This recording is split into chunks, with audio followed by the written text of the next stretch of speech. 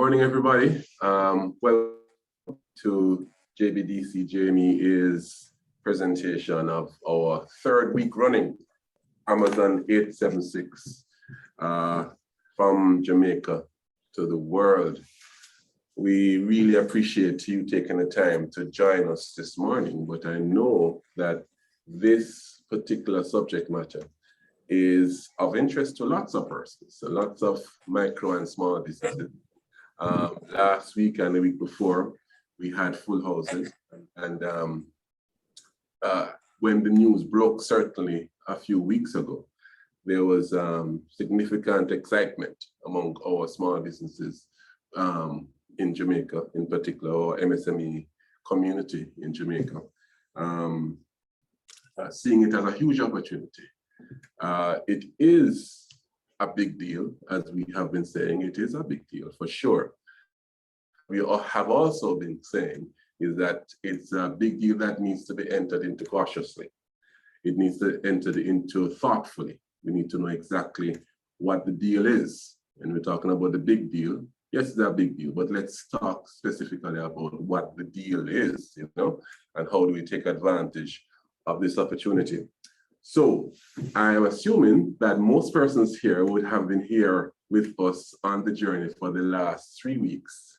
But in case you're a new timer for our session, the first week we spoke in detail about what the opportunity was. We had our Amazon reps here talking about exactly how it is that you go into take advantage of the opportunities. What are the costs involved? What are the rules? And we found out that Amazon had many rules, and they are very strict in terms of their seller network and the rules, abiding by the rules and so on. So we went into that in the first week. In the second week, last week, we spoke more about the business preparedness that we needed, how we needed to be prepared to take advantage of an opportunity like this. We had an entrepreneur on board who has been trading with Amazon for 3+ years now, and she shared her experience. And we had folks from customs, we had folks from the JBDC, others, just to talk about how it is that you really need to be prepared to take advantage of this opportunity. And just to let you know that all of those sessions were recorded and are available now on our YouTube channel. I believe when Simara speaks as well, she can tell you how I think JMEA probably has them as well on their website. So, so this week now, we're talking about other things in the environment that needs to come together to make sure that you can take advantage of this opportunity. Other things, other critical things, like for instance, being able to access the right type of financing, to talk about standards. So what kind of standards you need to have? What are the specific requirements, for instance, for shipping your food items or non-food items to the states and other jurisdictions. The Bureau of Standards is here to share that with you. Last week and the week before, we heard that you needed to approach this not as an Amazon seller per se, but as an exporter. And that's what you really are. And how do you need to prepare yourself to be an exporter? You need to be registered, and to guide you through that kind of process, we have JAMPRO on board as well. Plus, we have JBDC as well on board again this week, speaking about really what kind of frame you need to, how you need to frame your business model, and certainly what has JBDC done in helping to perhaps cushion some of the clients who would want to participate in an opportunity like this, but perhaps aren't quite ready. How does the ecosystem support it? And of course, we have the JMEA, representative from the JMEA, the executive director, speaking about how the JMEA itself has positioned itself as a facilitator for an opportunity like this on behalf of its members. So we have an exciting session this morning. Yes, we have an exciting session this morning, and we're really looking forward to it. And of course, most importantly, we're leaving a lot of time such that you can ask questions. So I'm imploring you, when our speakers speak for the 5-10 minutes that they're going to speak, and you have questions that come to mind, jot down your question somewhere or type it in the chat, such that we can get to it at the end of the presentations. So, like I said, we have representatives from JBDC, Mrs. Melissa Barrett. We have Ricardo Durant from JAMPRO, and Ricardo is the Investment and Export Promotions Manager at JAMPRO. Melissa is our manager for our business advisory services here at JBDC. We have Julia Dewey from the Bureau of Standards of Jamaica, and Julia is a director for standards at the Bureau of Standards in Bureau of Standards Jamaica. We have the money man on the panel. I said to you, Winston Lawson, who is the general manager for business development at EXIM Bank. I hear them have some exciting things for us, so we can't wait. I'm just saying. Winston is my good friend, so I can set him up accordingly. And we have Simara Howell. And Simara is the newly minted, not so newly minted anymore, because she feels like she has been there for about 10 years, even though she has just been there since January in the position of executive director for JMEA, Jamaica Manufacturers and Exporters Association. So we have a fantastic panel. My name is Harold Davis. I'm the deputy CEO here at JBDC, and as usual, it's my pleasure to host the session this morning. So without further ado, I'm going to jump right into our panelists with Mrs. Melissa Barrett, who blushes every time we say Mrs. Barrett, simply because it's still new for her. And she, like Simara, is newly minted. So Melissa is our in-house dynamo, in-house passionista. But beyond that, she is a very experienced manager of our business advisory services. She leads a team of 20 enough, I think, or so by now. Business development, business advisors, financial advisors, and so on. The business advisory services is like the front door of our organization here at JBDC. They provide all of the general practitioner services plus strategy and financial access advice as well.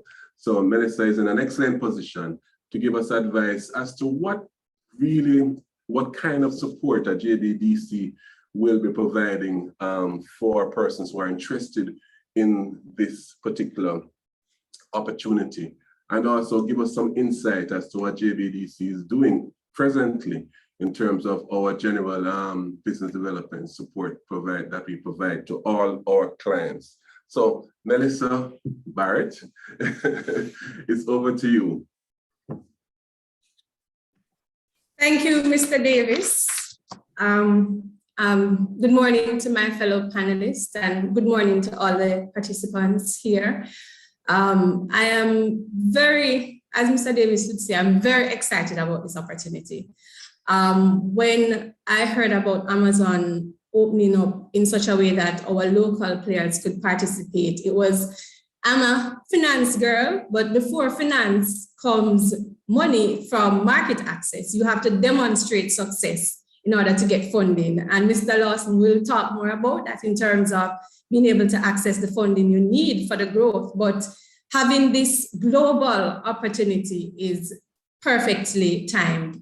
So I said to myself, how would I look at this topic, sustaining supplier success? And I said, 3 things came to mind. Timing is everything.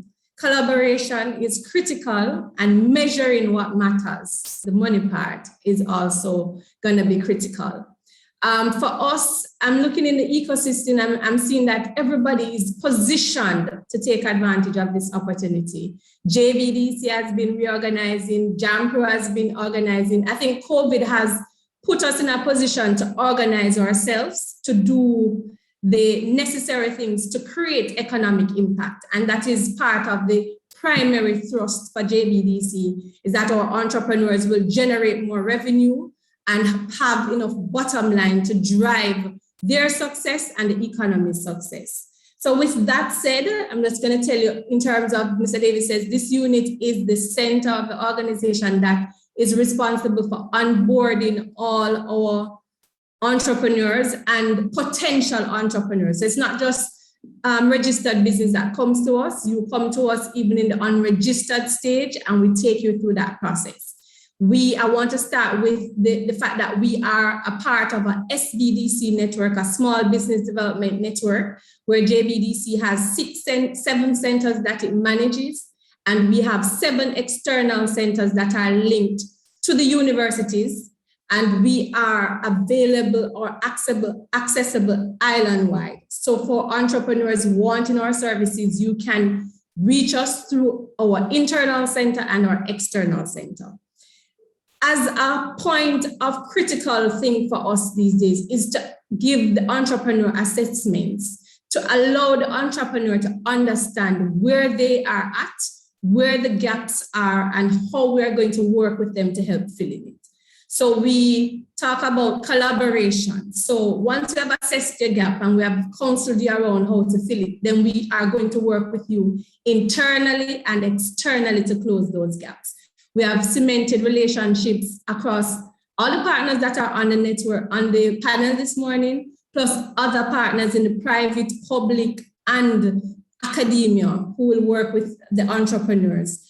We have a wide range of training and capacity building activities that supports the entrepreneurs in their growth. As a part of our assessment process, we place entrepreneurs based on the stage at which they're at, so that the services can be tailored and organized to achieve what is expected based on where you're at. So we know not everybody's going to come to us and be ready to go international. You might just want to start with validating, you want to start with getting certified and setting the base. So we grow with you from your pre-formalization stage all the way through scaling, and we work with you with our internal team and our external partners. So once we have assessed and identified gaps, then we provide you with access to information. And this information is coming from research that we have done internally and research that we gather from our partners, so that we are able to be on top of information for you and be guided. So this Amazon opportunity, we will be delving deep into it to make sure that our team members are all on the same page in terms of giving you the information you need. And if we don't have it internally, we will be working with the partners, such as Barrett, who was here on the first week, was so enthusiastic with so much information. We are going to have him as a resource person to be able to help our team. In terms of those entrepreneurs that can't go on to Amazon directly, but can benefit from what is possible, our Things Jamaica, our marketing services unit, is here to provide the hand-holding support in that market validation stage. So the Things Jamaican store has been around. We have both brick and mortar stores, as well as we have our Things Jamaican shopping space that has e-commerce strength for you to be able to convert into being able to have cash. And so this opportunity will allow for our entrepreneurs that are not yet fully organized to benefit from revenue generation through our Things Jamaican stores, which will be on the Amazon platform as well. In terms of once you are getting starting with your production, you have our team at the Incubator and Resource Center, our team of technical experts that work with you in terms of product development, production support, because the team is located at our incubator facility, so you're able to get some product development and production support.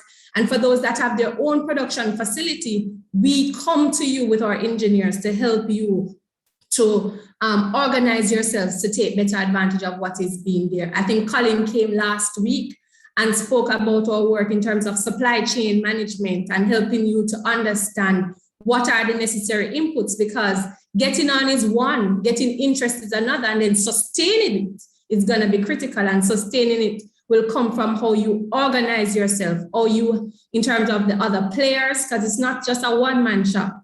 A lot of our entrepreneurs are a one-man shop initially, but over time, as you're going to expand and grow, which is what we're all looking for, you're going to have to build out the necessary teams.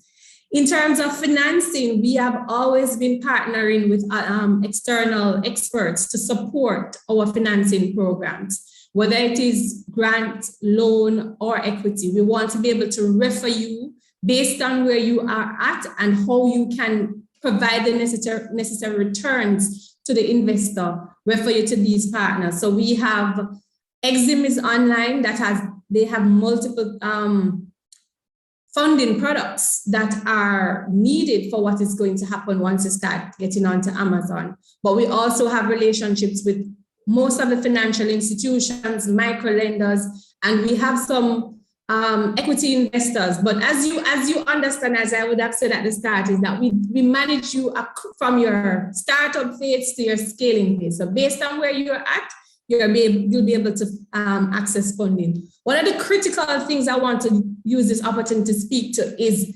partnerships, consultants and specialists. We have a consultancy registry where you can, if you are a specialist, a digital marketer, IT person, an HR person, product development, marketing and sales, you can register with our internal consultancy registry so that you can become a part of the team of these businesses that are,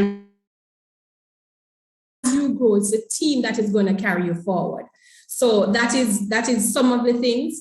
And then when you get into JBDC in terms of the fullness, Mr. Davis, I know I'm going over my 10 minutes, but I'm trying to wrap it all up. In terms of the fullness of what we do in terms of assessment, every business has a framework, and we have broken it down into 10 areas, from research to strategy, to product development, to marketing and sales, to product delivery, human resource management, IT or technology management, financial management, which is going to be critical. They spoke about taxation, they spoke about funding opportunities. So those are some of the areas. Risk management is also, and good governance is also a critical thing that we're going to be working with you on. So I'm going to leave it open to more questions, but I know one of the things that came out was talking about measuring what matters, understanding price, cost, and margins. I hear the numbers in terms of persons wanting to go onto these platforms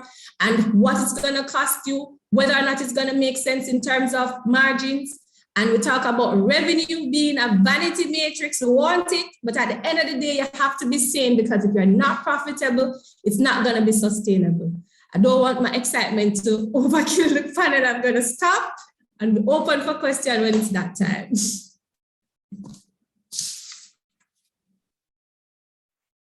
Thank you, Melissa.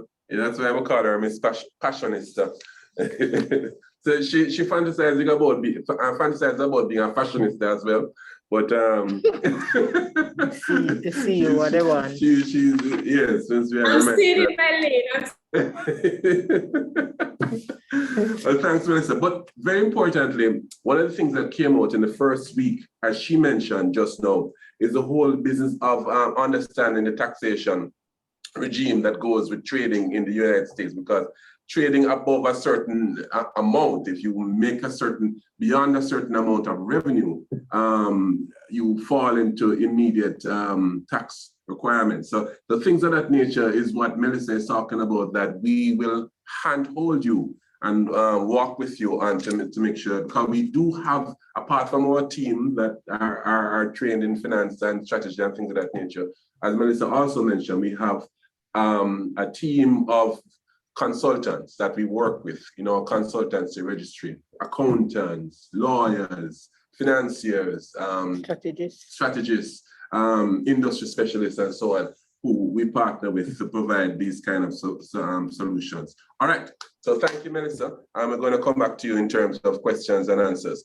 But next up, we have the less good looking, but equally charming, perhaps. But a very good friend of JBDC, and we have been working very closely with Ricardo and his team. We are, as you know, we are a sister agent to JAMPRO, Jamaica Promotions Company Limited, and we work very closely on a number of projects and programs together. So we have Ricardo Durant with us this morning, who is the Investment and Export Promotions Manager.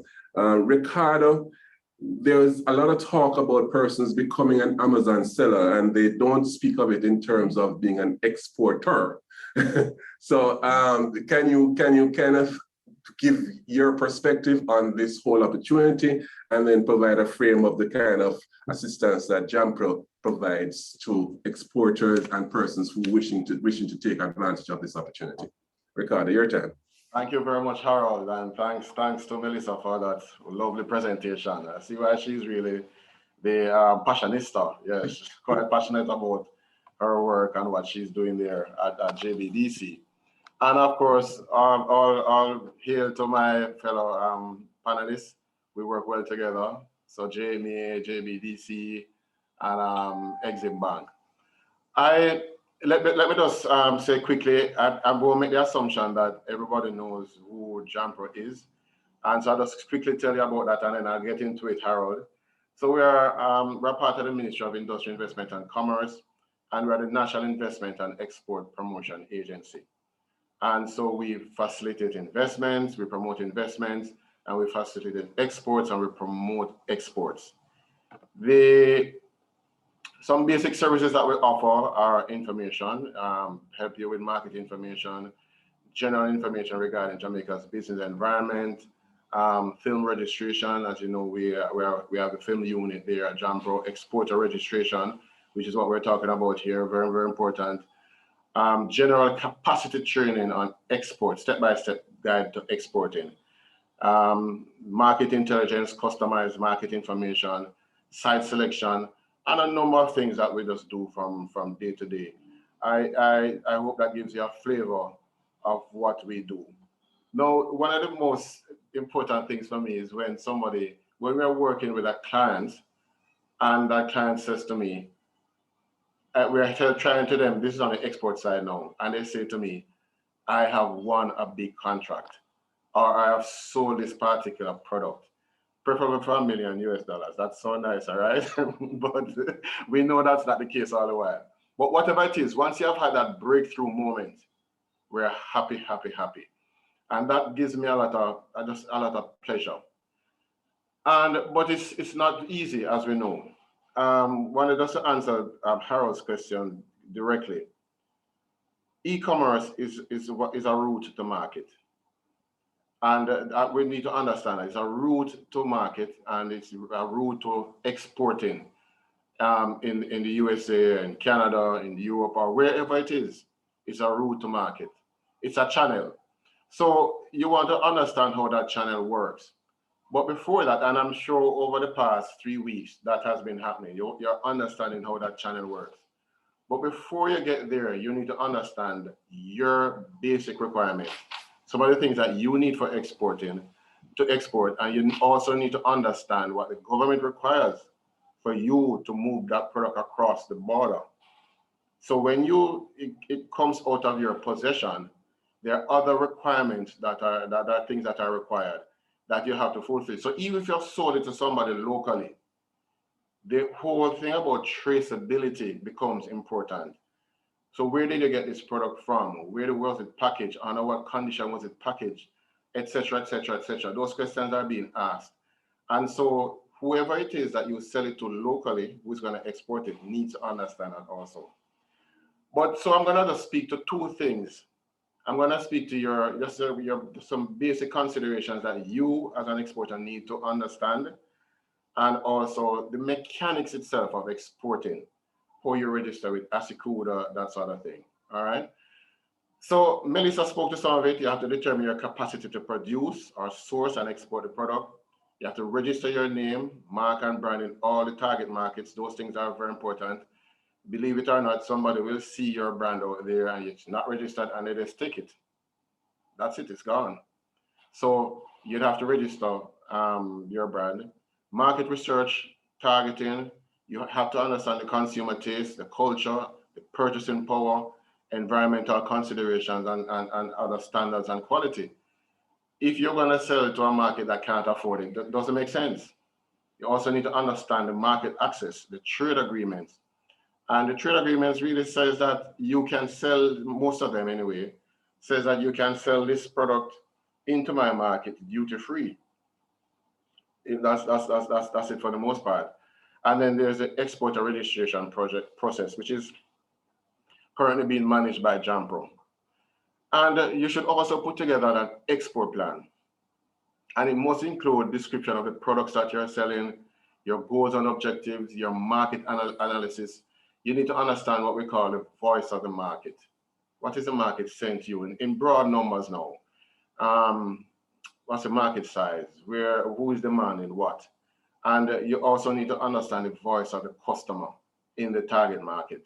What are they demanding? How do they prefer this particular product? For instance, in Europe, one of the things I learned years ago, I don't know if it's still the case, when we were trying to break in with our jerk pepper sauce. In Europe, they like the bottles small, the 5 milliliter bottles, like the ones that come in the pepper sauce. Whereas in the USA, they prefer the big bottles, because culturally in Europe, what they want to do is it becomes a fad for the moment. Like for a month, they would say, okay, you know what, jerk sauce is it, and I just need a small amount. Whereas in the USA, it's a different ethos.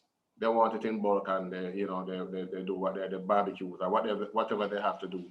So you have to understand some of these cultural differences when you are packaging your product and you're trying to penetrate a certain market. You need to also look at the options and activities for achieving your objectives, and you need to understand your resources, including financials. I'm happy that our friend EXIM Bank is here. And of course, your expected results and timelines. So you can't just decide to sell and then just not monitor. You have to control the process and how you're doing. So all of those things are important. The key issues then are the packaging and labeling, the pricing, what price points really coming at. Don't assume for a moment that my product is so unique that everybody will want it. No, believe it or not, if you're not exporting into that market, they're using something else. What is it that they're using? And so you have to make sure you are promoting your product in such a way that people will want it. What's the product shelf life of the product, right? What's the shelf life of the product? That's important. And also the promotional support. And most distributors will tend to demand that. They want to know, all right, so I'm going to carry your product, but how are you going to support it for me? All right, and what are you going to do? And there are ways of doing that. You can use a financial mechanism where you give them, okay, so they sell it at $60. For every $60 I sell, they pay me, they're supposed to pay me $30, but I leave $3 with you for promotion. And they do the promotional support, right? So, there are different mechanisms or ways you can do that. Now let me just get to the registration process. And it's really, really fairly simple. It involves 3 basic steps, all right? And you want to first register as a user, and then you want to then register as, you need to then register as do your registration certificate on the Asikuda platform, and then you pay your fees. It's basically as simple as that. So what I'm going to do is I'm going to just show my screen, and I'm going to show you the JAMPRO website, Dewey's Jamaica, where you can, I'll just show you in 3 quick steps. Yep. This is it. Share. I hope you are seeing my screen there, the exporter registration process. All right, it's as simple as 1, 2, 3, as I said. You can download the exporter manual here. And then there are videos that shows you how to create a user account. You need to create your user account. That's very important.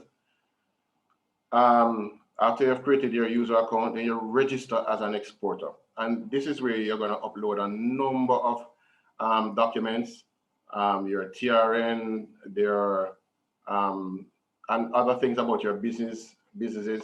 You'll have to upload it here. And after you've done that, then you make your payment and you're registered as an exporter. It's as simple as 1, 2, 3. All right, I will leave. I'm not so sure how much time I took, Harold. I will leave it there for now, and I'll wait for questions. I thank you very much. So I ceded some of my time to Melissa. Thank you very much, Ricardo. You said pay the fee, and you didn't say how much the fee was. It's $3,500. Thank you very much. US? US? No, Jamaican dollars is, oh my God, thank you. Yes. Okay, just wanted to make sure that our viewers and listeners know that it's a very affordable process, you know what I mean? And really, it's really a contribution you're making, really, because 3,500 don't even cover, you know, a lot, you know? So it's very important for you to do, you know what I mean? So thank you so much, Ricardo. You made a number of very critical points, and some of these points keep on coming up as a recurring decimal type of thing. Like, for instance, your price point considerations and the fact that Melissa said it as well, that you are really in business to make a profit. So it's not about revenue per se. It's not about the amount of revenue that you can generate. That's one thing, but they're understanding your various costs that are in the process. From which you have to make a profit.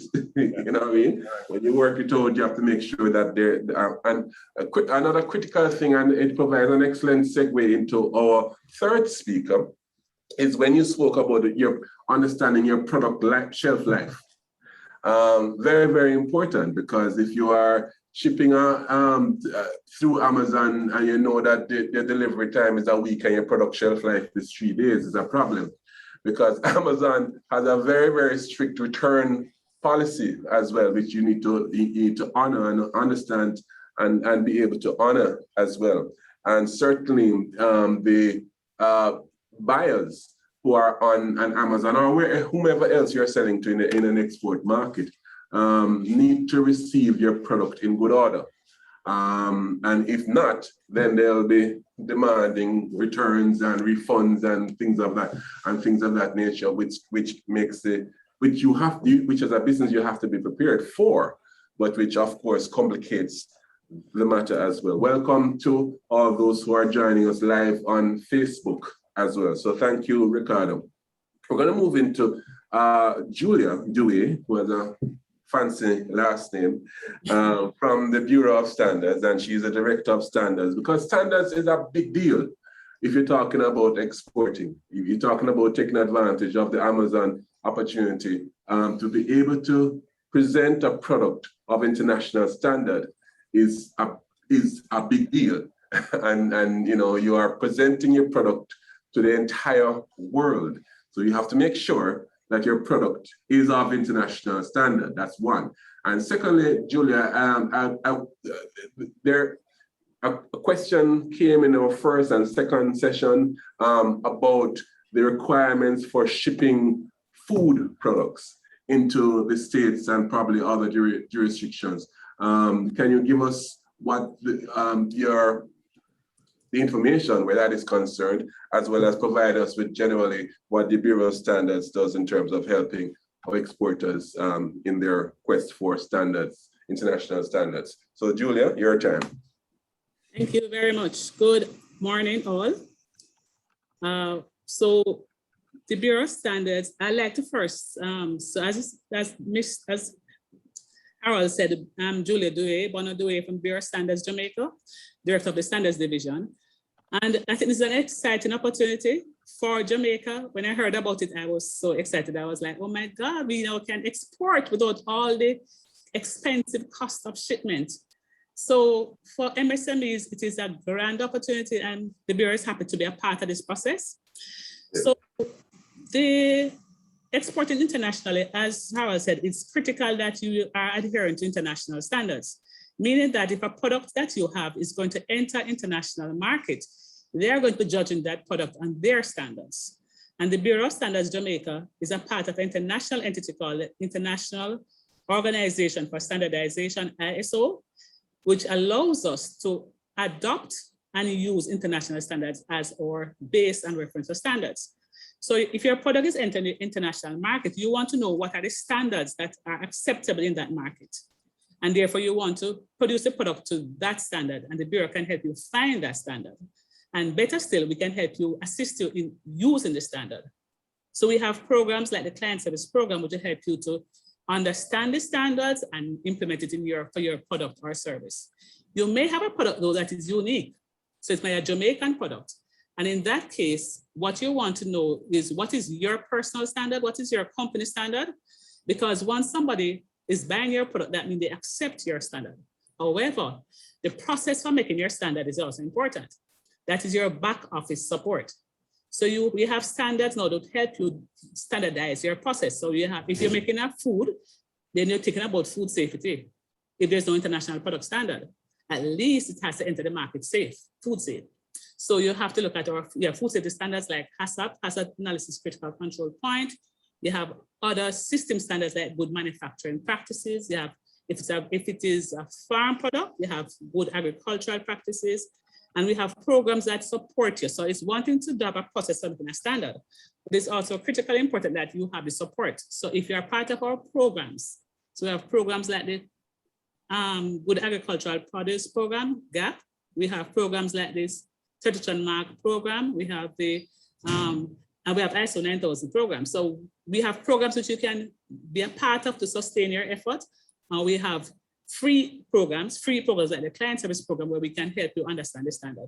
So it's important that you engage with the Bureau of Standards and don't have what Mr. Durant, Robert called returns and refunds, because once a customer finds issues with their product, then the cost of refund and returns becomes enormous. And not only that, you lose your credibility. So persons will lose, you lose your good name on the market, and you're in a space where your success will depend on your credibility. Amazon will not be proud to have you on their platform. So it's important to start that engagement early to get the standards that is in the market. We have something else called ePIN. It is a software that you can get at the Bureau free again, where you can see what are the standards in the market you're trying to enter. And what are the standards issues, like packaging issues or certification issues that you might have to adhere to enter the market. So you need to engage with the Bureau. As I said, we are here to help you. So we have all these programs. If you're also selling on Amazon, I think it will be good if you also are flagging the true Jamaican colors. So I think Melissa spoke about Things Jamaica and selling things that are uniquely Jamaican. And there's I'm sure you have a symbol there. We have something called a Jamaica made mark, which you can also get on your product. So when you're putting on Amazon, you have this nice black, green, and gold. Let's leverage our influence in this world. And you're selling that on Amazon, and you have that as an indication that it's truly Jamaican and it has Jamaican input.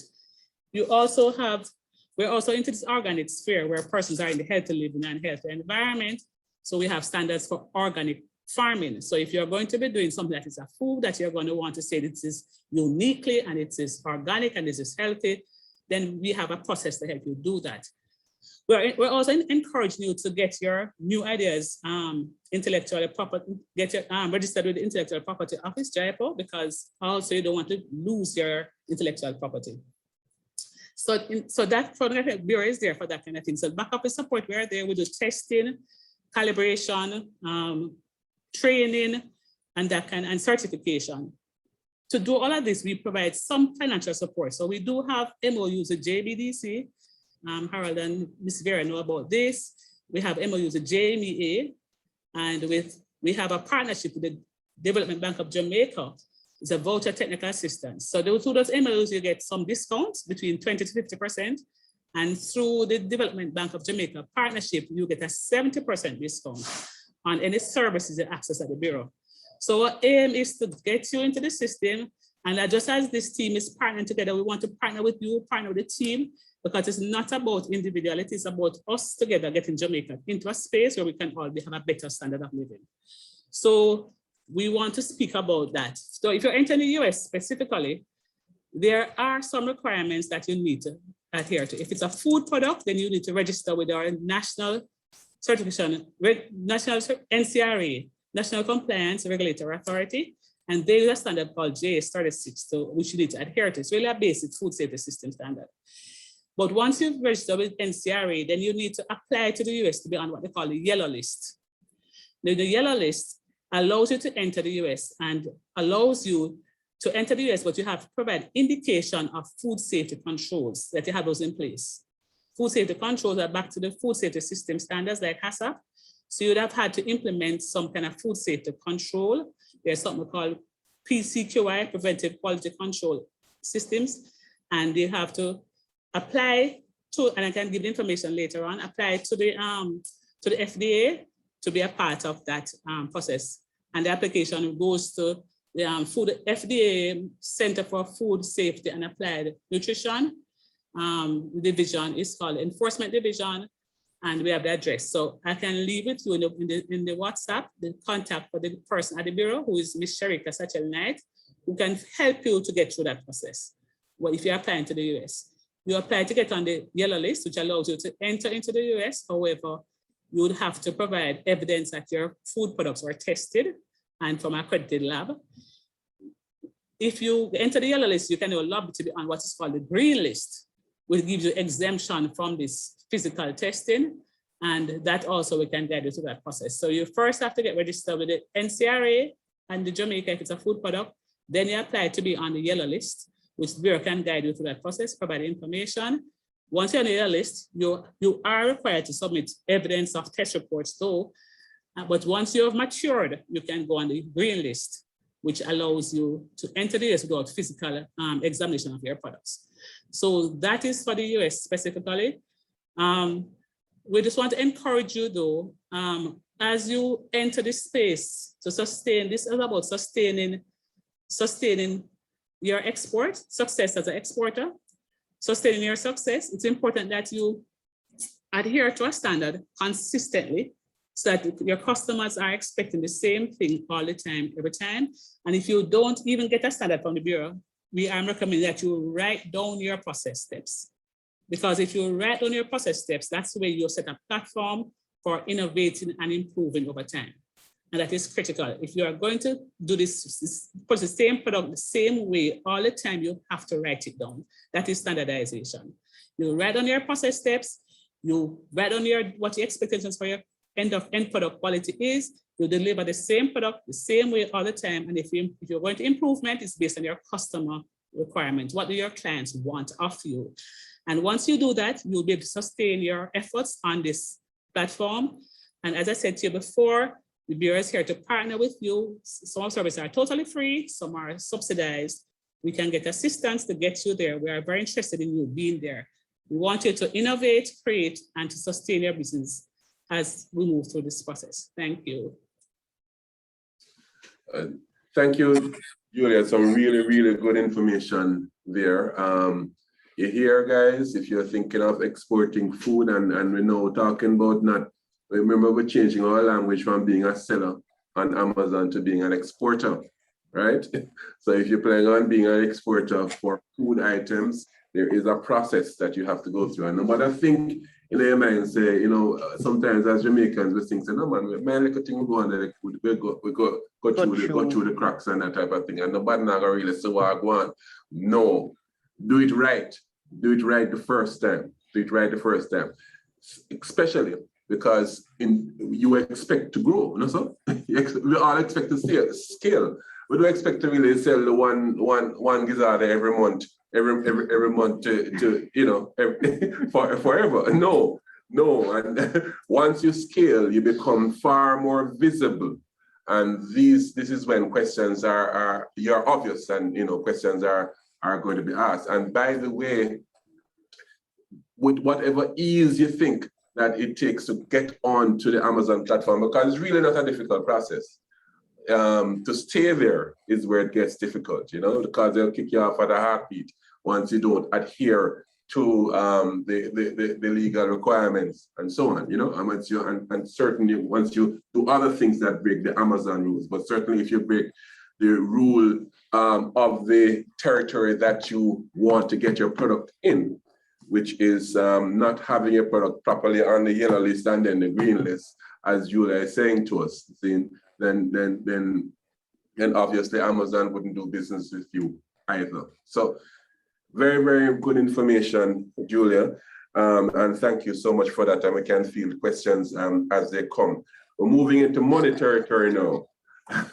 And my good friend from EXIM Bank, Mr. Winston Lawson, who is the General Manager for Business Development at EXIM Bank, is here to share with us all of the good news about how EXIM Bank does a dash for money left, right, and center. Of course, no bank does that ever. Let's be clear about that. But certainly EXIM has, certainly in recent times and over the years, introduced a number of innovative products for MSMEs, and they had some extremely exciting announcements in recent months. And I'm sure he'll bring you up to speed where that is concerned, but in particular to perhaps share with you product ideas that could be a good match for taking advantage of this Amazon opportunity. So Winston, it's your time.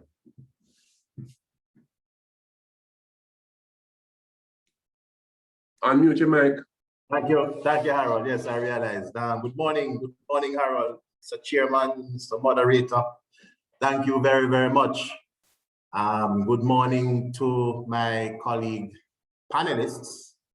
Good morning, ladies and gentlemen, all our many viewers who I am sure will be active participants in this morning's discussions. Let me quickly express my gratitude to you, Harold, and of course, CEO Valerie Vieira and the entire team at JBDC for this very kind invitation to join you.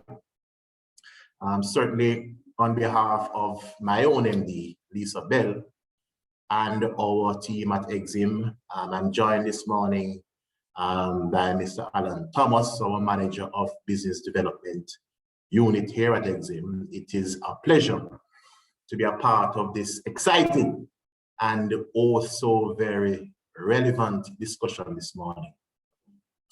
The decision by Amazon to allow our local businesses to sell their goods, on their web platform presents opportunities for Jamaican businesses on a phenomenal scale. Our MD is frequently quoted, and I heard you this morning, Chair, as referring to the development as a big deal. And this is certainly the case. And I think it is in order firstly just to congratulate JBDC in organizing and facilitating this series of discussions emanating from this big deal. So congrats, JBDC. This morning's sub-theme of sustaining seller success fits very well with this very welcome development by Amazon. The opening up of this channel, you heard Ricardo, opening up of this channel provides tremendous scope and reach for our local suppliers. It without doubt forms one of several important arms for seller success, and how well we utilize, how well we execute on this channel and on this opportunity can determine how sustainable the seller success will be. I do plan to stay in my lane as a banker on the panel. Whilst it is recognized that sound financial planning and consistent access to flexible, affordable funding is a hugely important arm to facilitate sustaining seller success. It really is a combination of these, along with a variety, a host of strategies, of sales strategies, of disciplines, which will determine and facilitate sustaining seller success. Understanding what makes your product unique, you should have a unique selling proposition. Why should a buyer purchase your product rather than your competitors? Recognizing the importance of after sales, respond quickly, assured quality, refunds where necessary. How do you drive repeat business?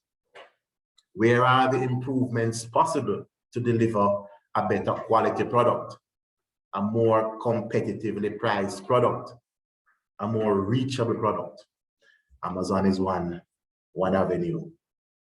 Now back to my lane for the purpose of this morning's discussion. EXIM does recognize the massive opportunity of this big deal. We do recognize the role which we must play in the overall determination of sustaining seller success. In fact, our mandate as the National Export-Import Bank of Jamaica is to facilitate sustaining seller success.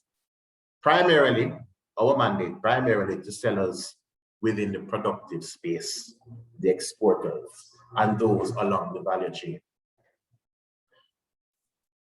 And we at EXIM, we do this by ensuring businesses, SMEs, small, medium enterprises, and to a small extent, large businesses in the productive sector have access to loan funding when it is required.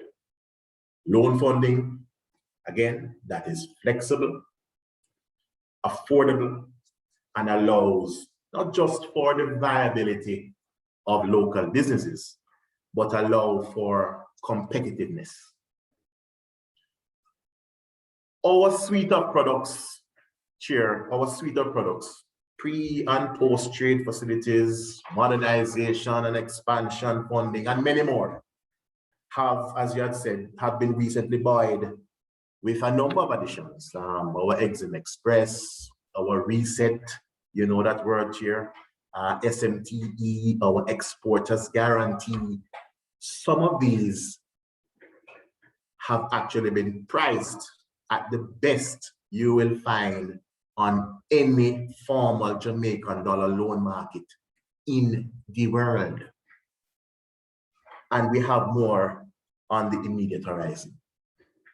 So all this, as we strive to respond to the needs of local businesses and to ensure opportunities such as this big deal can and will bring about, as the theme says, sustaining seller success. I'm going to use that as my 5 minutes, Chair. I know there'll be a lot of questions. Yes. We have the answers. Yes. So I look forward certainly to receiving them. Thank you very much. Thank you so much, Winston. I like how you set up the thing, because you tell our audience that you have the best loan product anywhere in the world. I heard you, you would think someone never hear you. I heard you. so I'm sure our viewers want to know what specifically those loan products are. And I know you have the answers. I know you have the winners. But you set it up like a real poker player. I like it. I like it. I like it. So we're gonna field some of those questions, and I'm gonna come back to you first when Simara finishes her 5-7 minutes presentation. Finally, on our panel, I want to introduce Simara Howell. I told you about her earlier, being a newbie to JMEA since the beginning of this year. But Simara comes to us with a lot of trade experience in her background, and certainly international experience as well, having worked and lived in Europe. But Simara is going to speak to us this morning specifically. Well, if you want to share with us your Europe adventures, that's fine too. But specifically about JMEA and how JMEA has positioned itself to facilitate an opportunity such as this for its members, and I'm sure the MSMEs, generally speaking. So, Simara, your time. Thank you so much, Harold. And knowing that we have quite a number of participants this morning, I want to give them the opportunity to ask questions. So I'll hold off on the European experience for the time being. But just to say that the JMEA is happy and has been happy to partner with the JBDC on this initiative. I think it's important for us as government and private sector to collaborate on these issues. I always say to people, we're on one ship and the ship is Jamaica. We're not on different sides. We're for one country, and it's important wherever we can collaborate to ensure that Jamaica and its people benefit, then we do so. So this morning, I will focus a little on our export services at the JMEA, and also to speak about what this opportunity means for us, not only as the JMEA, but for MSME at large. I believe the webinars are just the beginning. We're just hitting some of the issues, just at the tip of the iceberg, I would say, but we have much more work to do as the JBDC, the JAMPRO, and JMEA to ensure that the opportunity here is not missed. Because I think many times we get so excited, you know, you sign a trade agreement, hooray, we've signed a trade agreement, and when you look at the implementation, there is no implementation in terms of take-up from our constituents, because they just don't know. And Amazon is exciting and it's on the news, and I'm sure it's going to be in the paper, but the most important thing is, what do we do next? And we have been speaking as the JBDC and JAMPRO to form like a working group going forward as it relates to what you, the JBDC, does think some things better than we do. Same thing for JAMPRO. We have comparative advantage, I would say, in our respective roles. And I think that it would augur well for our MSMEs if we focus on some of those areas and ensure that there's no duplication of efforts, because we're all constrained by resources. At the JMEA, we offer a wide array of export services. Of course, we have a membership of over 400 members, the majority of which are micro, small, and medium enterprises.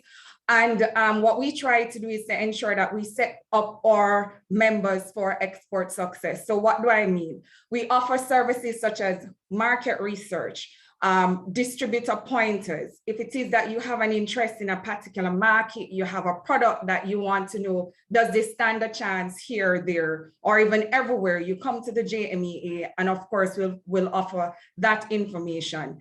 I spoke about the trade agreements earlier. We realized that since the start of this year, we have been doing a series of what we call capacity building seminars, doing business in respective territories. How much do you know about a country and the trade agreement that we have with different regions? So we are embarking on what we call a demystification series. We have an agreement with the United States under the CBI. We have our partnership with the EU. Now we have a new partnership with the UK since the whole Brexit issue. And we have different smaller agreements with the Costa Ricans, the Colombians, and even the Dominican Republic. Look at the DR, so close to Jamaica. Of course, there are impediments to trade, but at the same time, there are many micro, small, and medium enterprises that do not even know where to start. And for the JMEA, we are the starting point as it relates to you accessing those export benefits. And then it brings us into the core mandate, I would say, of our Business Support Association, which is advocacy, because we realize that for any exporter, the majority of the times, the barriers that we have, the non-trade barriers, are not always on the other side. It's here in Jamaica. What are some of the impediments to getting our products out of this country? And so you would have noted one of our achievements as the JMEA through advocacy was the removal of the CAF, the custom administrative fee, on exports of a value of $500 or less. So that is also our core business. And the JMEA, of course, we focus on strategic partnerships. So in any opportunity like the one that you have with Amazon, logistics solution is critical for export. And so the JMEA since February, because we're way ahead of our time, I would say, we saw e-commerce as the next big thing. And so in doing our own strategic work, the JMEA has a MOU with FedEx where our members can benefit from 40 to 50% reduction in FedEx fees for both imports and exports. We are just about to sign an MOU with an airline. Stay tuned to the news this week, early next week. Again, reduction in air freight costs for our members of the JMEA. We're working locally with the Jamaica Post as well, advocating on issues that micro, small, and medium enterprises that have brought to us, not only as the JMEA within our own membership, but as well as a part of the Export Max program that we're partnering with the JBDC and JAMPRO. These are the issues we're facing. How can you advocate on our behalf? I think people don't realize how important advocacy is, right? And at the end of the day, if we have all these opportunities, but at the same time, we have all these obstacles in our way to get and access those opportunities, and they're not addressed, then the opportunities will be wasted. So I think, Harold, I've given you 5 minutes or 6. I'm hoping that I've stayed within the allotted time, just to say that we are happy not just to be here today, but to actually continue the work. So a year from now, when we do an assessment and we look back, we say that, we have a number of Jamaican exporters on Amazon and other platforms, virtual platforms selling. We have a rich culture. I saw somebody said the other day, look at the Olympics, how our athletes perform, where the Jamaican jerseys, etc. I mean, we are so powerful as a nation. And I think oftentimes we do not tap into that power of culture and people. And I'm really looking forward to buying some Jamaican products myself on Amazon in the next year or so. Thank you very much. Yeah, thank you so much, Simara. No doubt we punch way above our weight class as Jamaica, and we have always done that. You know what I mean? So, as a matter of fact, we have done it so often that sometimes we take it for granted, and we think that we should always be outperforming everyone else in the world. If we don't make it to the finals in our next year, so that leads, no good. Come on, really? Or if we make it to the finals and no medal, because our expectation of ourselves has always been this high, because we have always punched way above our weight class. So you said some very important things, Simara, and those partnerships that you have developed and are developing are very important, especially in the context of the present opportunity. Last week, the whole business of fulfillment was very, very important and was on the front burner, and persons were talking, our entrepreneur that we had on last week was saying the difference between, by the way, for those who don't know, Amazon has 2 fulfillment routes. Either you fulfill by Amazon, and by doing that, it means it means that you have to ship your products in bulk to Amazon, and Amazon keeps it in their warehouse, and Amazon fills on demand to when a client comes in. And those of us who have Prime membership know how that works, so you get your products in 2 days.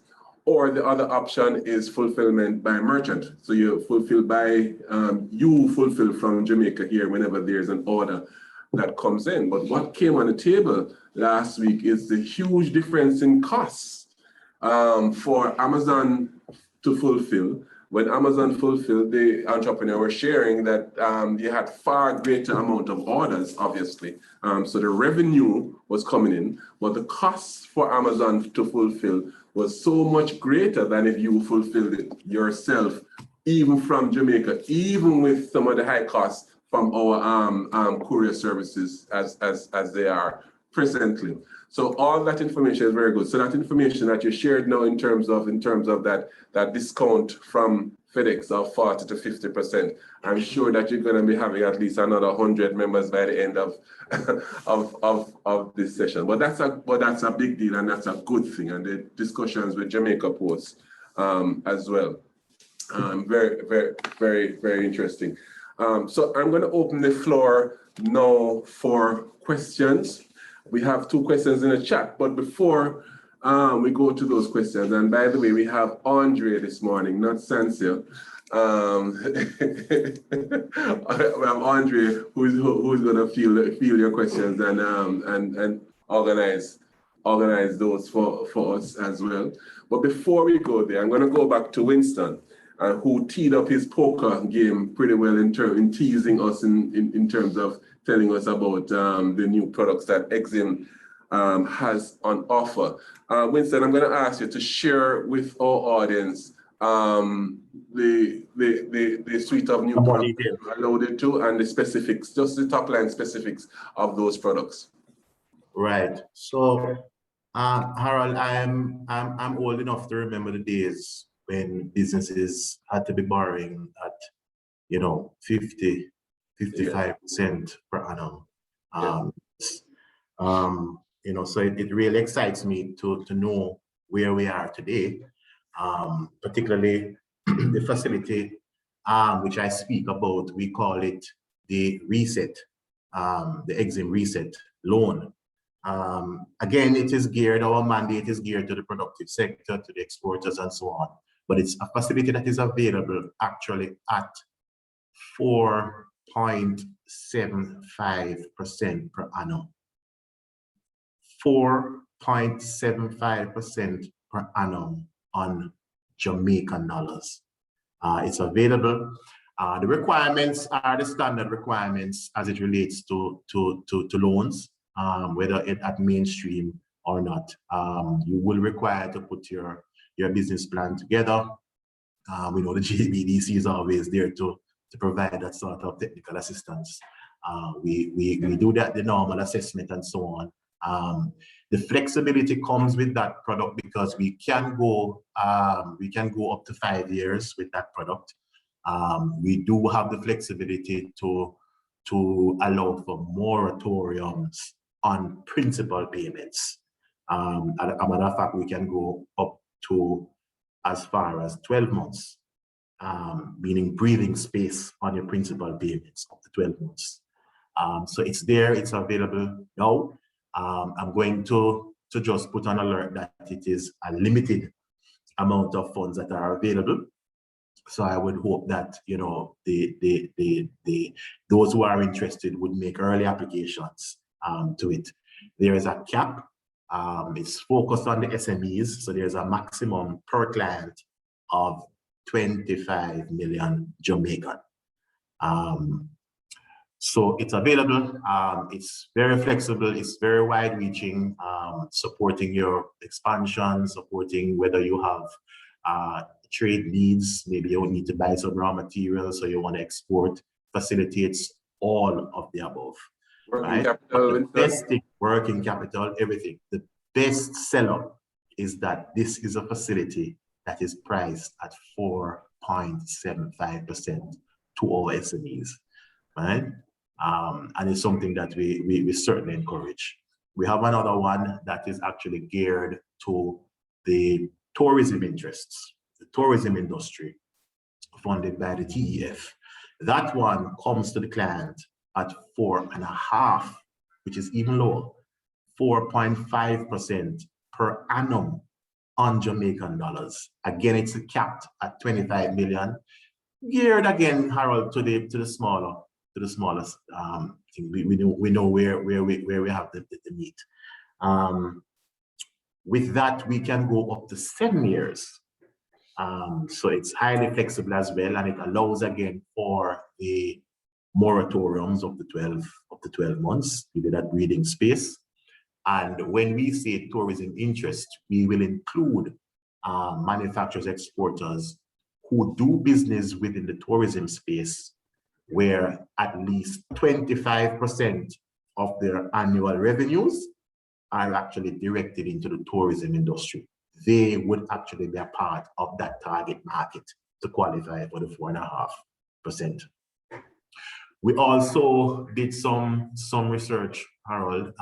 We realized that we catering again to the SMEs. We have this product in partnership with JMEA, which we call Exporters Guarantee. Now, these are targeted to that segment of the market who has a very good idea for exports, very good business. However, to access loan funding, they may come up short on their collateral. Right? So what EXIM has done is that we would actually assist in guaranteeing or providing that collateral that you would need. That's pretty much what it is. It's capped again. It's capped at 10 million, where EXIM is prepared to guarantee up to 80% of the loan requirement, but it's going to cap at $10 million. There's a minimum limit of $1 million and a maximum limit of 10 million Jamaican dollars. How it works, you would not approach EXIM, you would approach JMEA for working capital facility to conduct your exporting business, right? It's a short-term facility. When we say short-term, we mean 12 months or less. So you can get a revolver, you can get a short-term loan to assist you in getting probably some raw materials or meeting operational expenses and so on as an exporter.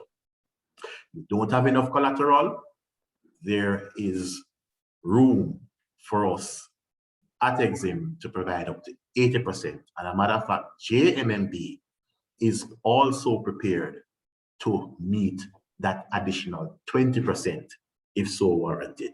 So it's a fantastic product, I think, particularly to meet the needs of a particular segment. Those exporters have quite a good business plan, quite a good venture, but simply just running short on the collateral. Right? That product is geared specifically for them. So we have been doing, and as I said, there are 1 or 2 on the horizon, which is coming up. We're still actively pushing.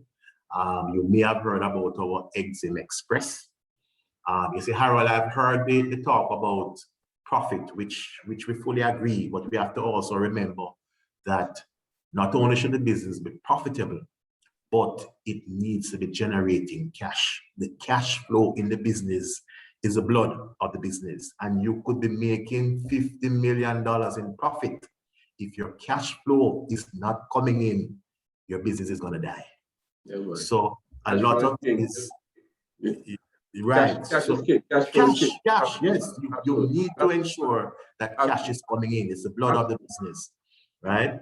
So EXIM Express facilitates, it's like a receivables discounting product. If our clients are doing business with either the government or with a publicly traded company, which is a company trading on the Jamaica Stock Exchange, we can do some business with EXIM Express, where we will advance funds that are owed to you by any of these companies, just to ensure that cash continues to come in. Right? So if JBDC owes you money, we may say, look, we'll pay you what JBDC owe you and JBDC. Nice. Right?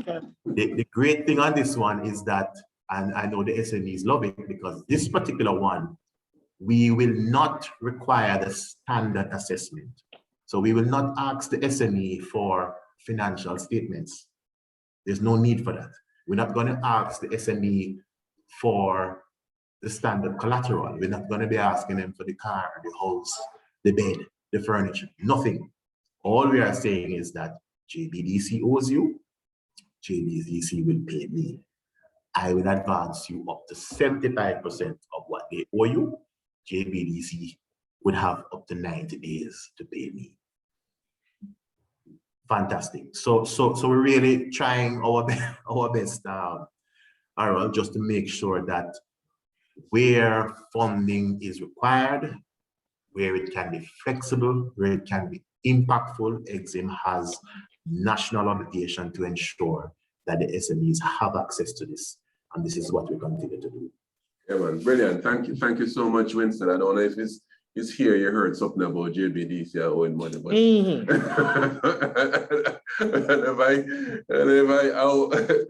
don't know if you hear something about it, but I don't know why you know about it. But anyhow, no, not at all, not at all, not at all. No, man, I'm kidding. Thank you for that, because that's very important information. All right, Andre, I hear we have a couple of questions. So this is the Andre version of Sansia. Mr. Davis. Karen Burke is asking, please expound on the process to get the Jamaica made mark on products.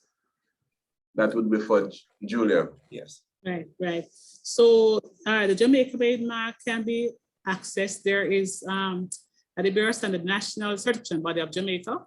You can access them by calling the BSJ line 6181534, and we have other social Instagram, social media links.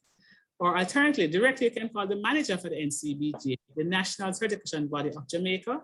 I'm giving you her cell number, which is a BSJ SUG, so we mean business, right? So you can call her at 876-410-5330. She'll link you directly to an officer who will guide you through the process. You'll fill out a form. That forms allow them to come to your company, and they'll be looking at whether your product has enough Jamaican content. So it's 51% Jamaican content raw material, or over 70% Jamaican input in terms of human other resources. And that will give a Jamaican made mark. That's a criteria for getting the Jamaican made mark. So it's 51% Jamaican raw material, or over 70% conversion by Jamaican inputs. So that's our basic criteria, and you get it's black, green, and gold, which you put on your label, which you can put off when you start trying to export. So people call Miss Nabina Ford. She's a manager for the National Certification Body of Jamaica, the NCBJ, 410-5330, or call the Bureau's line 618-1534, and any of our social media links, and we can get access to that information. Thank you for asking. Yeah, man. Thanks, Julia. Andre. Yvonne Elliott Mattis is asking, given the disparity in capabilities of entrepreneurs, will there be opportunities for handholding for young entrepreneurs just leaving tertiary institutions and want to access these opportunities? All right, that sounds like Melissa. Yes, I saw the question, but I was just waiting to expound on it.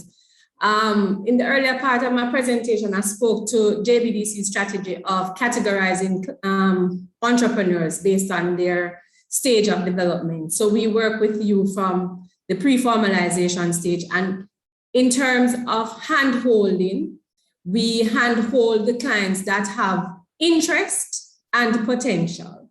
So once the entrepreneur comes in and they're assessed and they have a strong enough opportunity that is being presented, then we will work with them. In addition, Yvonne, it is also possible for you to get support within the universities, because we have SBDCs, small business centers, established in all the major universities. The University of Technology, Edna Manley, CASE, NCU, UCC, CMU, and Dewey will become operational shortly. And we are with RADA. So we provide hand-holding services. We are supported by some internal tools and external tools that we take the entrepreneurs through in terms of building their capacity to make their business more sound.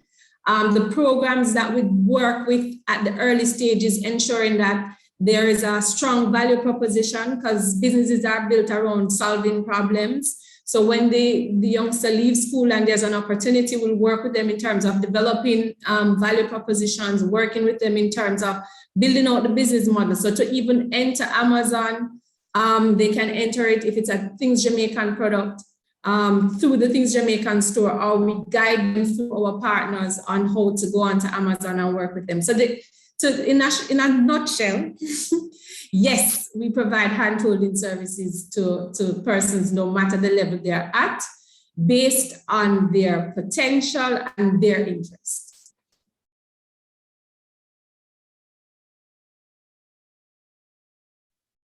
Thanks, Vanessa. All right, Andre, over to you again. All right, James Clark is asking, posting his question to Mr. Lawson. As a manufacturer, we generally have machinery needs that are termed specialized and therefore are not viewed as collateral. Now he's asking, how would the EXIM back realistically help those entrepreneurs? Winston? Yeah, thanks for that, James. No, EXIM does accept equipment. It needs to be serialized equipment, however. But I want to make a very important point, because when we start to speak about the equipment or the security, it is actually the secondary concern when we do the risk assessment. Primary concern is the reliability, the adequacy, the consistency of your cash flows that we know would be there to support or to repay the loan. That is actually the primary concern that we have. But the long and short to it, yes, we do accept equipment, machinery. However, it needs to be serialized equipment and machinery. So we can talk, James. Alex Redway is asking, is there a cost attached to the Jamaica made mark? Julia? Julia?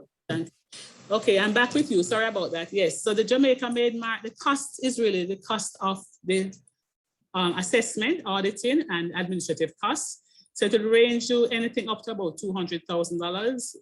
But as I said before, that cost can be mitigated or reduced by various discounts we have with the DBJ Voucher Technical Assistance Program. That's a 70% discount. And if you also are a member of the JMEA or the JBDC, you get a further 20% or so discount. So it is not prohibitive. As I said, it's about 200 or up to about 200 to 300,000, depending on the size of your company and the complexity of your range of products. All right. So as you say, once you contact us, we work with you to find out what's the best combination that will get you to where you want to go. Thanks, Julia. And that's very important information. I want to also mention at this time, before you go on, Andre, because I know we have another couple of other questions in the chat, that the partnership, one of the things that JBDC is very keen on is smart partnerships, no? Both with the private sector and the public sector, because we consider ourselves network brokers, and the idea is that we partner with who needs to be partnered with to make sure that the best facilities, the best services, the best information gets to our clients. And in that regard, apart from the organizations represented in our panelists this morning, we have also SRC, who are in the room, and we have a partnership as well with SRC in terms of just working together to make sure that the best information and the best benefits get to our client. And yes, there are discount considerations between the organizations as well. So I want to just a quick shout out to the SRC family in the room with us this morning. Andre, back to you. All right. Sandries Foster is asking, is getting assigned a BDO officer the same as a hand-holding officer, or is it different? It is different, Sandries.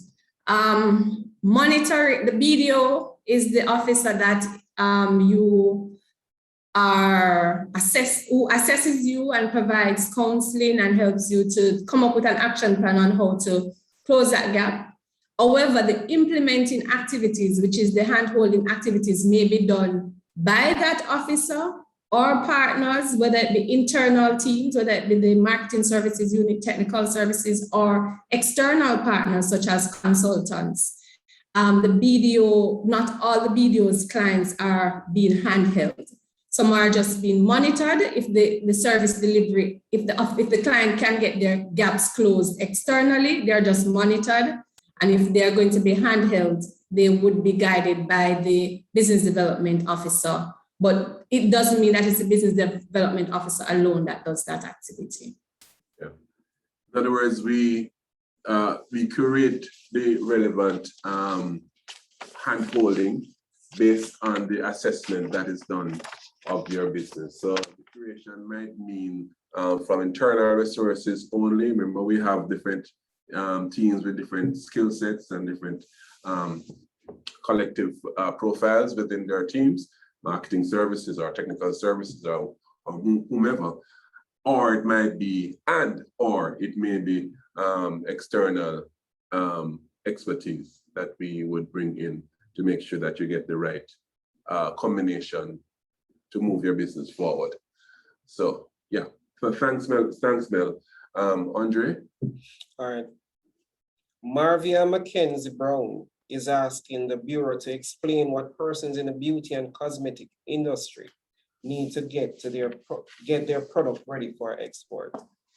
Okay, thank you for that question. So if you're making cosmetics, generally the same thing applies, but just as different regulators.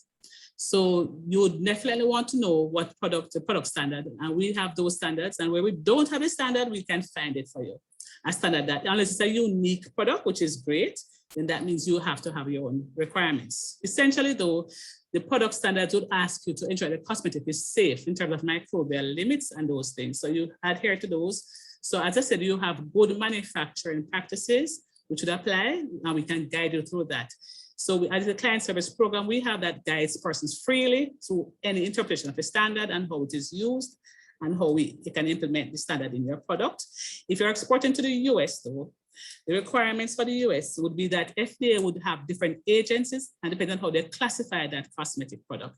So again, the entity, the unit at the Bureau, the branch, Food Safety Management branch will guide you through that process to know which entity you go to, and we link it to that entity.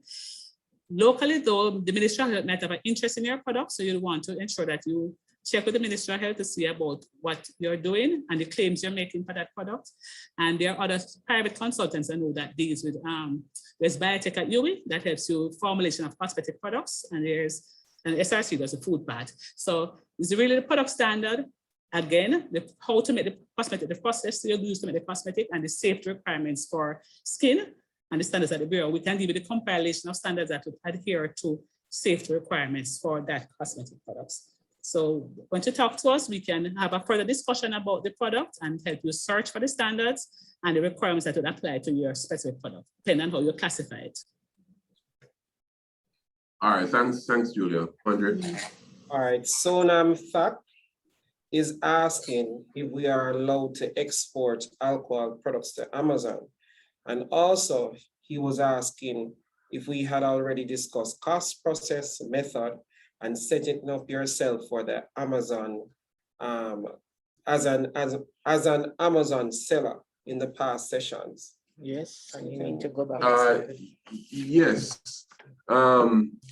We did discuss that in the first session, especially. So what I would suggest that you do is have a look on our YouTube channel. Scott, we went into those details. Certainly for the two questions that you asked, I went into those details. For this, the spirit license, the license to export alcohol is a different matter completely. So have a look at the first two sessions, have the first session especially, and the details of that, and certainly the costs, all the detailed costs that are involved in selling on the Amazon to take advantage of the opportunity definitely are in that as well. The complete presentation that was made by our Amazon partner at the time, and that went into those details. So yeah, man, we did. And for all those who are unknown, who haven't seen that, please go check out the YouTube channel, and that first session, that information was there. One more question, Andre? All right, John Mahfood is asking, Oh, John. Hey, Yes. John, how are you doing? he's asking us to advise him about the 4-week workshop that was to be coordinated by On Point Consultants. John, we haven't gotten specifics with that yet. We are in touch with Barrett and them. So, and definitely this, all persons here are on our mailing list. So as soon as we get that information and we will make that public. Plus also, as Melissa mentioned before, Barrington and his team have committed to work with us in terms of coaching persons who are interested in pursuing the Amazon opportunity in the near term. Yeah, so we have that going, but the specific 4-week workshop, I don't have the details on that right now, but we keep close to this space and we'll definitely share the information with you as soon as we get that. And again, for those who don't know, John is the new president for the Jamaica Manufacturers and Exporters Association. Thanks for joining us this morning, John. Any other question, Andre? All right, that's it. Now, before I ask my panelists to give their final thoughts, I'm also gonna give you a little time to think if there's any other question that you might want to have answered this morning. Let me thank our panelists for being here this morning. And I'm going to do something that the person is not expecting. I can't have Ms. V here for the session and not give her thoughts on, on the overall opportunity of it. It's our final session that we have been having in the 3 parts. Ms. V, our CEO, is sitting right beside me. I'm talking so she can get her time to gather her thoughts. Guys, we haven't discussed this, discussed this before. But certainly, I think the 3 sessions that we have had have been really, really informative. And like I said, this is just the beginning of the journey, because our commitment to you is that we continue to handhold you, we continue to provide you with the coaching that is required for you to be able to take advantage of an opportunity like this, and others that are to come, and that others that may be in the works as well. So, Ms. V, your thoughts? Well, first of all, I think that, as Harry says, this is a Team Jamaica effort. Mm-hmm. And all of us, we're going to have to work together to make full use of the opportunity. But it's important, and we need not, be shy about it, to understand that there are many challenges before you actually get that money coming into your bank account. Because we have talked about that JBDC, we're talking about the backroom preparation, making sure that you're solid in terms of your logistics within your operations. Can you deliver? What can you deliver? Shelf life of product, especially if it's food. And really, if it is a financially viable proposition for you, because not everything is right for everyone. And so the opportunity has to be something that is right for you. So not about jumping on the bandwagon and saying, yeah, I'm going to be on Amazon. It's to really analyze whether you are a hurdler or you're a sprint runner or whatever. So Bolt wouldn't win no hurdle. So, but he's the greatest sprinter. You have to know your lane and keeping it, and prepare for sustainable activity in your lane. It's not a flash in the pan thing. It's about doing it right. And we will, of course, be working with all the support agencies in the background, all those who have participated as partners here in presenting, but there are many others who come into play.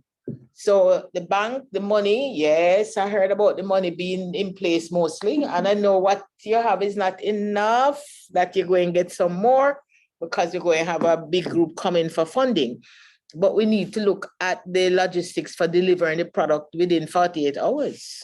you know, and delivering what was ordered. Not what you have in stock, is what was ordered. So it is serious business. JBDC is definitely serious about it. I can speak strongly from my team that we are working to ensure that we provide the support we need to provide, but just to make sure that we demystify, Simara, so we have to demystify the whole process to make sure that we're going as Jamaican people that say with your eye wide open, so you know what you're getting into, how you can stay there and truly benefit and protect the IP. I mean, we push over that so easily, but we have to protect our intellectual property. We haven't done a good job in the past, and we need to do going forward that we do this right. And so I am committing JBDC, and I think I speak quite confidently that the partners are on board to make sure that our producers, our suppliers, that they're going with the fullest management team that they need to make sure things go right for them. So I've sat quietly supporting Mr. Davis because we are one brain, you know. So what he says is what I would say. And I know him call me on the spot, but guess what? We're always working together. So I know what is in his head and he know what is in mine. So we're good to go from JBDC. Thanks, Ms. V. Thanks, Ms. V. And before, again, I give all our panelists just an opportunity to give a 1 minute final thoughts. I want to share with you that you know that we have been doing these virtual biz zones for many, many months. As a matter of fact, we started just as COVID came. And by the way, what's going on with the COVID, you know? It's too busy, too busy. Listen to me. We need to get it in order, and we need to get that in order. We need to be disciplined about what it is that we do, and we need to make sure that we get our vaccines and so on. But anyhow, I digress a little bit. But we have been doing our biz zones for what is now probably about 16 months now, Andre, thereabout. And we had a short hiatus in the summer last year and in Christmas, but we're back on. Suffice to say that our next session is digital transformation, starting where you are, which is going to be on August 12th, which is what? Thursday. On Thursday, having Mr. Leighton Campbell, who is the CEO for Mobile Edge, Paul Chin, the money, you know, we're not go far from money. Oh, I love money. And our Mr. Armando Cox, CEO for Resolve IT, talking about digital transformation, really demystifying what that is about. Digital transformation is not about digital, it's about transformation. Transformation using the tools that may be digital. So it's about business transformation more than anything else, as I always say. So lock that in to your calendar and make sure that you take part in that. So I'm going to ask our panelists just to give their final thoughts. 1 minute, you know, what's weighing heavily on your mind based on the discussions that we have had and based on your contribution and what you want our audience to remember, to stay with your audience. So we're starting with Melissa, your final thoughts. Mr. Davis, thank you. I was trying to decide on what my final thoughts should be, but I think it would be better to tell you where you can find us. We are island-wide. I know a lot of persons believe that we're just in Kingston at Marcus Garvey and Camp Road, but we are in the parishes of Westmoreland, St. James, St. Anne, St. Thomas. I don't know if I'm missing any other. And Manchester. And we are at the universities as well through the SBDC network. We want to strengthen the partnerships with the universities in terms of how the student population and the academia can support the entrepreneurs in their efforts to create new products and commercialize and make funding possible for them and for the growth of their entity. So I'm asking everyone to register with JBDC visit any of our locations, and we will work with you through assessment and monitoring, as well as hand-holding. We are limited in terms of capacity of hand-holding. It's just about 14 videos island-wide. However, we have our partner networks, and if you want to join our partner networks, you can just reach out to us. You'll tell us your area of specialization, and we'll add you to the pool after confirming your references and your experience, and work with you to help build our businesses as we go forth and create economic impact. Thanks. Thank you, Mrs. Barrett. You see the smile on cue when you say Mrs. Barrett? All right, Ricardo, Douett, your final thought. Yes, thank you very much, Harold. What I tell you, Melissa, he's onto your case this morning. But thanks anyway. Thank you. And yes, so thanks for the opportunity. And we're happy to be here, happy to be part of this. We started looking at this process from at least a year and a half ago, Harold. And I'm happy that we're at this stage. I in fact did a course on e-commerce. And so in the early days when I said, yeah man, let's just do e-commerce. And after doing the course, I realized, oh, hold on, it's not so easy, you know. There are a lot of things that you have to get in place to really capitalize on e-commerce. So Ms. B has hit all the right notes for me. She has said everything. It has to be a Team Jamaica effort, right? And is it the right financial opportunity for you? And I say this, so we talk about all the costs associated with Amazon, but it may just be okay because if you're getting 10%, but you're selling volumes, it may just be okay, but you have to work it out. You have to spend some time and sit down. All right, so if I had to set up a fulfillment center, or I have to do some other form, something else that would have come out of my profits, then I needed to properly assess it and say, you know what, this cost here by Amazon is not so bad. I can live with it. And you build up from there until you can move into other areas. There's a whole thing about sustainability. You have to make sure that they are doing the right things. And if it's one thing I need to register with persons who are doing, I need to say to persons who are doing food process, selling food, you really need to make sure you register. You have to register with the relevant agencies of government, the Veterinary Service Division, if it's an animal type product, the Bureau of Standards, the JAMPRO, the Plant Quarantine Division. Those things are important, very, very important. Because we have a case dealing with right now where somebody's product is held because they haven't followed the simple process of registering and helping us to understand the traceability of the product that they are selling, and know there are problems. So I don't want the persons on this call, over 98 I've seen so far, get into that kind of problem. Just register. It's a simple thing that the government wants you to do. And of course, one of the things, and Ms. V also said it, protect our IP. It's Jamaica, it's brand Jamaica, it's your brand also, protect it and take advantage of it. And maybe, I think Simara said it, but hopefully soon we'll see the results of this. I am confident that we're gonna see strong results. I want to be hearing this. I'm tired of hearing when the results come out that we are underperforming in terms of exports. It's full time now. We get past that, and we have a positive trade balance, not a negative, not an imbalance. So I want to hear more of that, and this is a show, one channel, one avenue that we can do that. Thank you, Harold, for inviting me. I'm happy to be here, and every success as we go forward. Thanks, Ricardo. Thanks, Ricardo. Julia, Dewey, your final thoughts. Thank you again to the team for inviting the Bureau to this process. We do believe in that we need to collaborate together.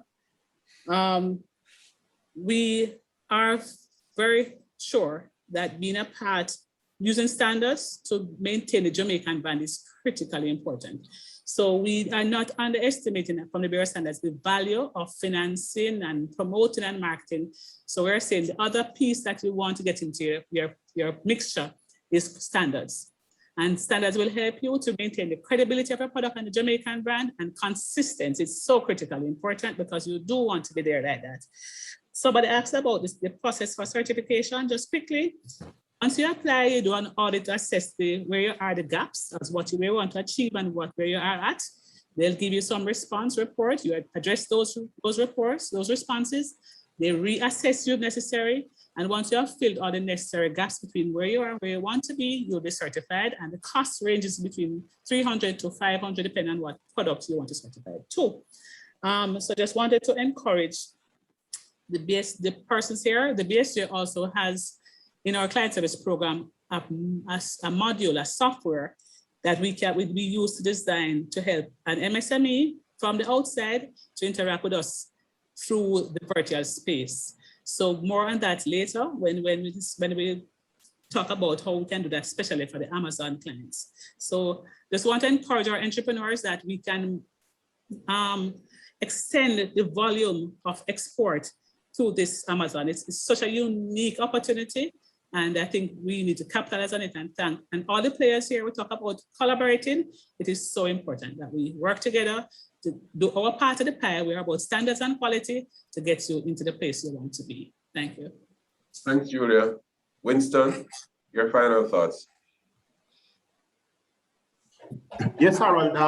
So I was sitting back and I believe it was time well spent this morning. I also reflected that, there are opportunities, and when opportunities arise, take advantage of them. There's so many opportunities, obviously with the Amazon, which has provided a phenomenal one. EXIM is here. These are days of very attractive interest rates. I don't know how well it sat with the audience, Harold, about 50–60% borrowing. Now you can access at 4.5% in Jamaican dollars. Take advantage of the opportunities that exist.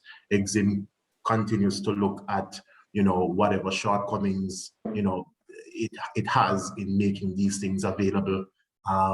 We understand that there may not be adequate collateral coming from the SMEs. We have looked at facilities to facilitate that. JBDC is here to do the technical assistance. JAMPRO is here to speak about the marketing, how you can get it done. BSJ is here to help, in speaking about standards. Use and exploit, take advantage of all these opportunities that are in front of you. And so I'm happy for this morning, Harold, and I thank you again on behalf of the MD and all of us here at the EXIM Bank. Thanks.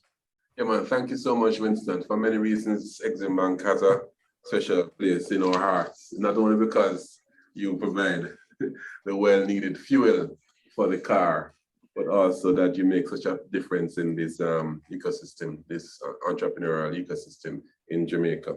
So we thank you for that, and hail up Lisa for us, right? Sure, I will have that. Simara, you have the last word on the panel. Oh, Lord. I think one of the most important things I would like to say, or my takeaway, is support, support, support. I was here for the first panel discussion, and I think Barrington mentioned a certain phrase, it's paralysis by analysis. I think it's important for us to remember that the majority of our businesses in Jamaica are micro, small, and medium entities. We don't have a lot of big corporations. So when we see questions in the chats about hand-holding and people asking questions for specific, I think it's important even from a JMEA standpoint, that's what we're in the business of doing, supporting our members to ensure that we pull the pieces together. So there are opportunities, but there are also going to be challenges to tapping into the opportunities. And I think as we go ahead as the JBDCs, the JAMPROs, the EXIMs, the BSJ, and the JMEAs, we also have to look at how we tackle those challenges to ensure that the opportunities are not lost and to ensure that the opportunities are not missed. I think we have to look, I think I might.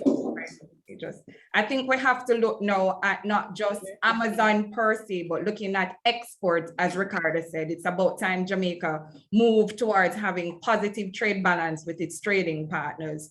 I think COVID-19 has taught us that we really can't put our eggs in one basket, because just with one pandemic, our main source of foreign exchange earning basically went to a standstill, and it's the productive sectors, I will say, that stood the test of time over the past 17 months.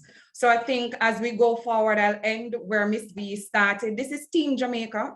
It's private sector working with government, ensuring that we have an enabling environment for Jamaica to grow. I'll always go back to our people. It's about Jamaicans. It's about maximizing on the opportunity for our people, and not just to have sessions. I say to people, it's all good and it's, you know, it's all good when we have all these webinars and we have all the panelists here and we give the information. This is just the beginning. I think the real work starts after we've concluded these webinars and seminars to ensure, as I said, I want to look a year from now, not just only on Amazon, but as it relates to Jamaica's own export performance, that Jamaica is moving, we're trending in the right direction where export is concerned. And that's where I'll leave it. Thanks, JBDC. It was an honor to partner with the team. Thank you. Thank you, Simara. My final thoughts, it was definitely an honor partnering. It was a pleasure partnering with JMEA and the team from JMEA to present this series of sessions. Yes, it's a big deal. It's a big deal that you have the opportunity to be able to sell direct on Amazon directly using your Jamaican credentials, your Jamaican address, and your Jamaican bank account, and so on. However, the business of success really is about opportunity plus preparedness. You know? So you have to make sure that you are in fact prepared for this big deal of an opportunity. You have to remember that you are in fact, at the end of the day, in business. So in business means that you are doing this sustainably with the plan of scaling, with the plan of growing. I hope that these 3 weeks will have ventilated the opportunity properly for you. If there are questions that are still unanswered in your head and you thought that you didn't, you were shy or whatever it is to ask, remember, as we have said, that this is the start of the process. You can always reach out to us, whether directly by phone or email or WhatsApp or whatever it is, and make sure that those questions are answered. It's important, all of the information that we shared with you over the 3 weeks and more. And like Simara said, this like Ms. V said, and like all the panelists have said, this is really the start, because the hope is that by next year this time, we would have had at least 150 successful persons trading on the Amazon platform and other platforms sustainably. The key though is to think of yourself not as an Amazon seller, is to think of yourself, first of all, as a proper entrepreneur who is an exporter. That's the key. So it's not about the Amazon seller headspace. That's not where it's at. It's about being a proper entrepreneur, having a solid and stable and business that is poised for growth, and of course, being in the export market sustainably. I want to thank all our panelists, Melissa, Ricardo, Julia, Winston, Simara. I want to thank you, our participants, over 100 of you this morning, plus those that have joined us live on Facebook, for being here this evening, this morning rather, this 10th of August. And whenever I talk about the fact that Jamaica did phenomenally well over the weekend, we are a country that continues to punch way above our weight class in every single vocation that we enter into. Let us remove this stigma about being a country of samples, because we know really that we can be a country of the world's leading entrepreneurs. We know that. We have the talent. Certainly, we have brand strength. We have the products, and we have the aptitude. So let's strive for that. We can be that. So thank you again for being with us over these 3 weeks. Those of us who have stayed with us for 3 weeks, those newbies for today, welcome, and learn that you are a part of a family. You're now a part of a family. Your last name is JBDC, JMEA. You know, so feel free to contact us, to reach out to us, because we are here to make sure that your journey is a journey towards success and sustained success in business. Thank you very much. Have yourselves a wonderful rest of the day, and look forward to being with you, to helping you grow, to working with you in the weeks and months ahead of us. Thank you very much.